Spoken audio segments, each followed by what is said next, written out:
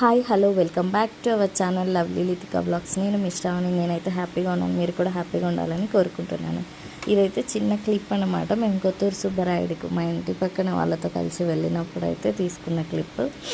నేనైతే first time Kotturu సుబ్బరాయుడికి వెళ్ళాను. ఈ ఇయర్ ఎందుకు నాకు అడ్వాంటేజ్ అంటే దేవుళ్ళ దర్శనాలకి మాత్రం చాలా అడ్వాంటేజ్ అనిపిస్తుంది. అంటే నా మైండ్లో నేను ఏ దేవుణ్ణి చూడాలని కోరుకుంటున్నానో ఖచ్చితంగా అది ఏదో ఒక రూపంలో ఆ దేవుని దగ్గరికి అయితే వెళ్ళి విజిట్ అయితే చేస్తూ ఉన్నాను అనమాట.